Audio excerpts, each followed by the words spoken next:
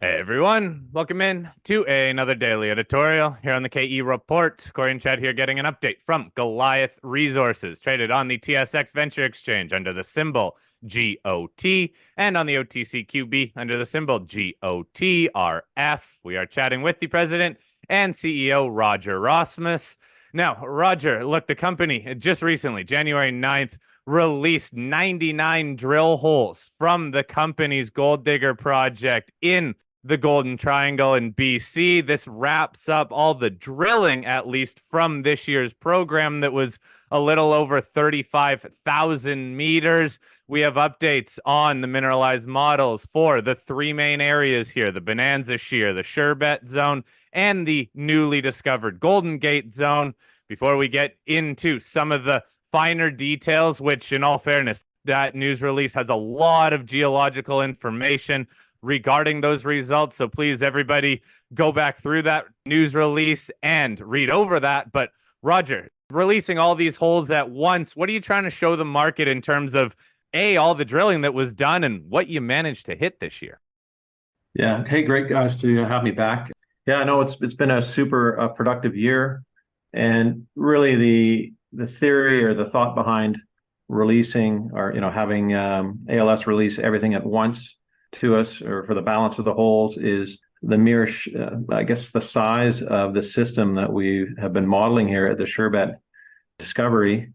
And as we were talking earlier, we're not going to get 100 gram meter holes every time in this system, and really at the end of the day, a 25 gram meter hole on average across the system works. As a potential large deposit and a potential mine, just based on the sheer volume based on our modeling with the assistance of Archer Cathro, who they're a consultant to the firm, specialize in this area where now Surebet, Golden Gate, Bonanza Shear, combined aggregate is modeled here at, by no way is this resource, but 22.9 million cubic meters, averaging from all the drill holes, 222 drill holes to date, pierce points, about 7.74 grams per ton gold equivalent. And for the most part, that's 85, 90% is gold. And, just releasing one or two holes, I don't think it really gives the investors an opportunity to understand, how significant that may or may not be.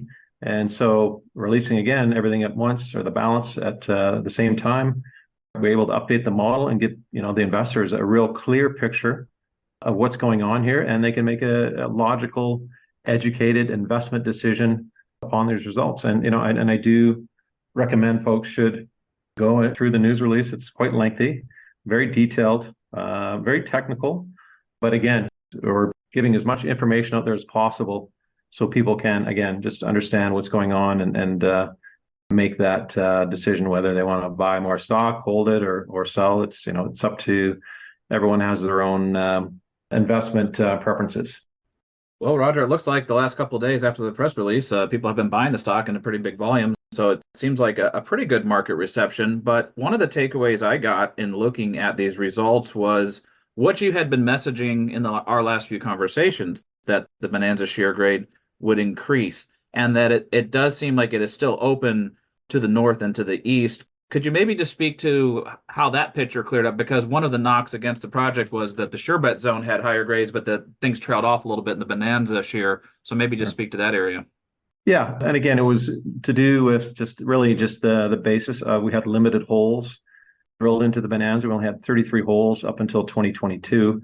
Now this year we have 104 holes, and it's looking like Bonanza is a Bonanza. The grades increased over 200%, and the volume increased by 15%. And as you mentioned, it does remain open to the northeast, and we'll be looking to put some holes into that in 2024 to tie that all together and possibly even increase on this current model of 15 million cubic meters, averaging 8.14 grams per ton gold equivalent. And again, that's from 104 holes. So confidence is pretty high on the entire system, based on the amount of pierce points that we've put into this new discovery to date.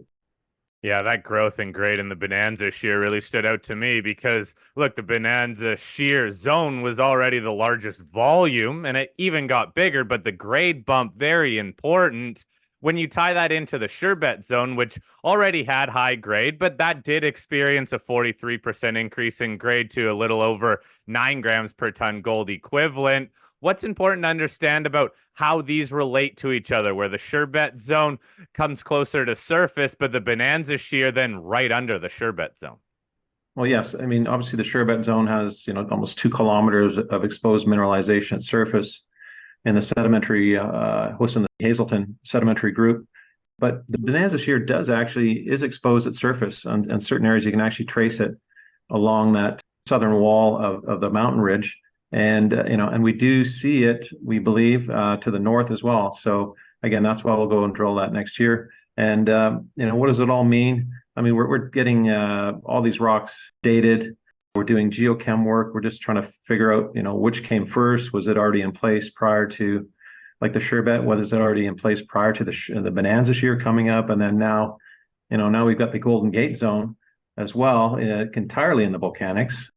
As more work gets done, sort of in the off season, I think we'll have a better, clearer picture, prior to drilling this year.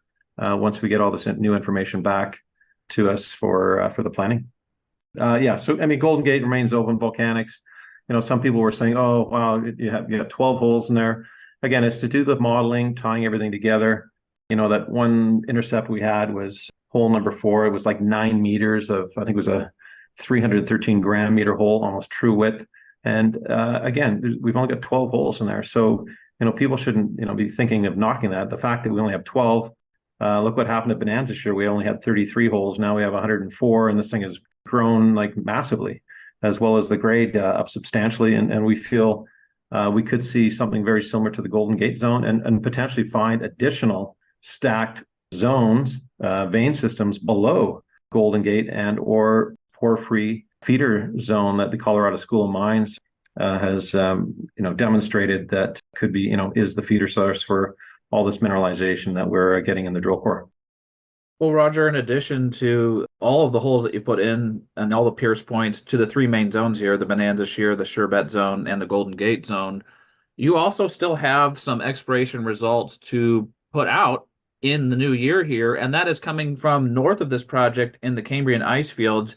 You did some channel cuts and some samples up there. Maybe just speak to folks about some of that upcoming news, because this project is not just isolated to this one area. You've got a pretty big land package here with a lot of interesting targets on it. Yeah, I mean, we've got close to 62,000 hectares now. We staked as much property to the north as possible, targeting those Cambria ice fields. Again, knowing that we're seeing these glaciers receding at a rapid rate. And coming out of the season, we came out with 5, 6 targets, brand new, never been sampled before, may have never been walked on before until we came along. And so we will hopefully have those assays at some particular juncture. And the plan is, if they do run, which we think they will, just based on visuals, obviously got to wait for the assays to come back. We'll most likely be drilling that in this year as well, in 2024. So lots of upside potential. Again, 40 kilometers to the north, very close to Stewart. And then again, a lot of upside potential expanding on the known mineralization that we currently have, and making those shear zones, the veinings of the Surebet, Bonanza, and Golden Gate larger. And that'll be the tack at this particular point for the 2024 drill program. Okay, that ties into what I was going to ask here. Golden Gate, obviously still early stage with only 12 holes in that zone. So expansion, obviously work going to happen there. But in terms of Golden Gate Zone and Surebet Zone, I understand they are still open in a few directions. But what's going to be the balance between continuing to expand the overall volume of these zones or going back and infilling some areas that might have gaps within these already large zones? Right now it's all about exploration and just testing the limits of how far these things go. Looking at the Bonanza Shear, we drilled 1 kilometer away, had some little sniffs there, clearly way out of the system. So, we'll drill some holes just a little further to the north, a little bit closer, maybe half a kilometer out, and test to see if Bonanza is still sitting there as we believe it is. And then again, Golden Gate remains wide open. We don't know north, south, down dip. Looks like, open, certainly open to the west there as well. So really at this particular point, it's all about expanding and making this as big as possible. Infill alone, I mean, we've already got, again, mentioned 222 hole pierce points into primarily the Surebet and Bonanza Shear that, you can be or we're certainly confident that we believe that, that we've got a very good understanding of what's going on there and average grades and the volumes. Well, Roger, as you look forward to the drill program to come in 2024, can you just give us a quick snapshot of the financials of the company, noting that in December on the 21st, you put out some news that Rob McEwen and Prescott came back in for another $3 million on a financing, taking Rob's position up to 5% stake in the company. Just give us a quick snapshot of what kind of funds you have to do the work for this year. Yeah, so I mean, we're going into good question. I mean, we're going into the season with a decent balance sheet, and we're not desperado to do any deals or financings at this particular juncture. Bottom line is we still have more assays to be released, more results, leading us up into PDAC, and all of our drillers are, we've secured all the drillers, helicopter pilots, chopper companies. You name it, and we're in a great position to get the season kicked off at this particular juncture. So versus last year, we weren't in as a strong position with capital cash in the till, and clearly this is a better position to be into. And on that note, I think people didn't realize, or maybe didn't do the math, but we did do these raises last year. We did 3 raises. Initially, we were only going to do 18,000 meters, right? If you guys recall, we did that raise in March. You figure we're doing, average cost is about $500 a meter all in. So that gets you, roughly your 18,000 meters. We ended up doing, over 35,000 meters. So guess what, folks? We had to cash up to pay for doubling down on the program. So, I just wanted to address that comment. And then, with Rob McEwen coming in to upsize his position to a 5% ownership on a partially diluted basis. I mean, that just it's great to have these kind of names on your share register.